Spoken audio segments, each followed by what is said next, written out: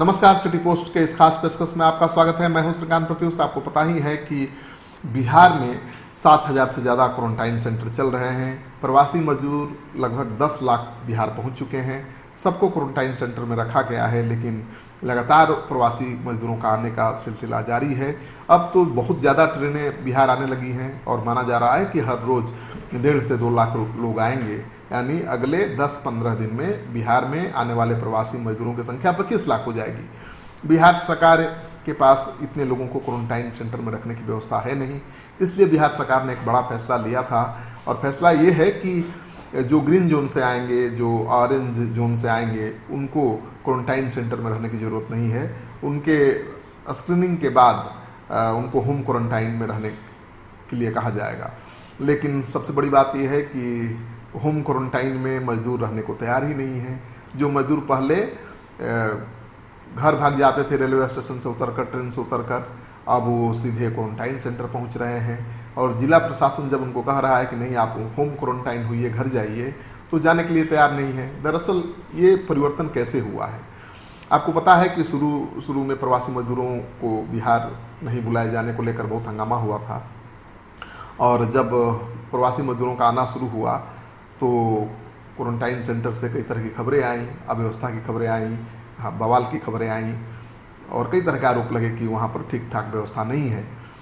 मुख्यमंत्री नीतीश कुमार ने अधिकारियों के साथ लगातार बैठकें की और बैठक करने के बाद सभी क्वारंटाइन सेंटर पर व्यवस्था को दुरुस्त करने का आदेश दिया।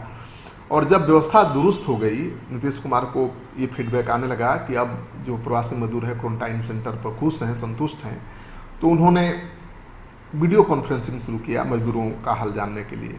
और मजदूरों से लगातार वो वीडियो कॉन्फ्रेंसिंग के जरिए उनका हालचाल पूछ रहे हैं और मजदूर कोई शिकायत नहीं कर रहे, कोई बवाल नहीं कर रहे हैं वीडियो कॉन्फ्रेंसिंग के जरिए।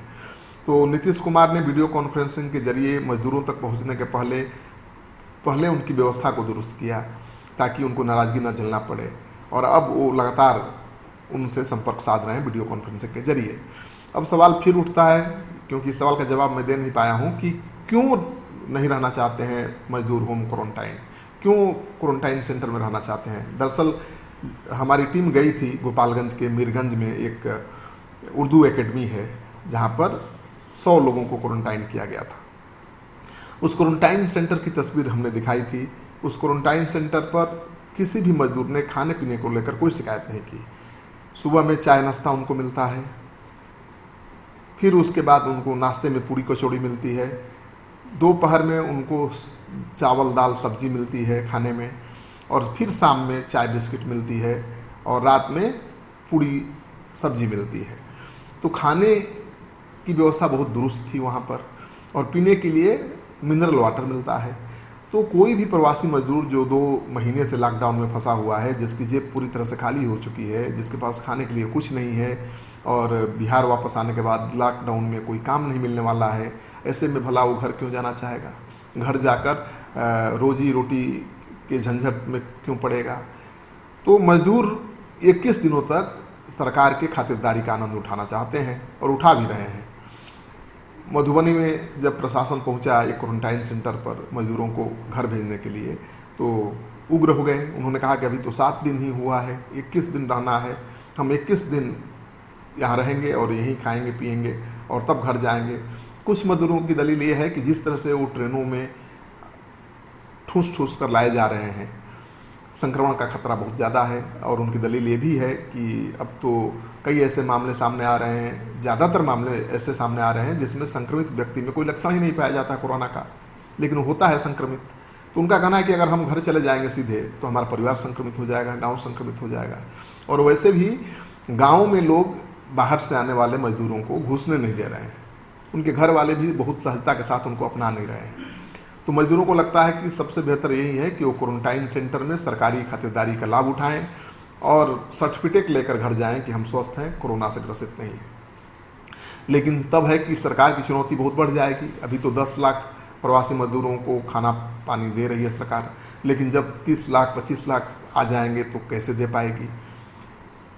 तो जो विपक्ष है लगातार क्वारंटाइन सेंटर पर अव्यवस्था को लेकर हमला कर रहा है सरकार पर, लेकिन कोई गया नहीं क्वारंटाइन सेंटर में, स्थिति का जायजा लेने और उसका फ़ायदा उठाकर नीतीश कुमार इस चुनौती को अवसर में बदलने में जुटे हुए हैं। 4 महीने बाद चुनाव है और क्वारंटाइन सेंटरों पर उन्होंने जिला प्रशासन को किसी भी तरह की परेशानी मजदूरों को नहीं होने की चेतावनी दी है।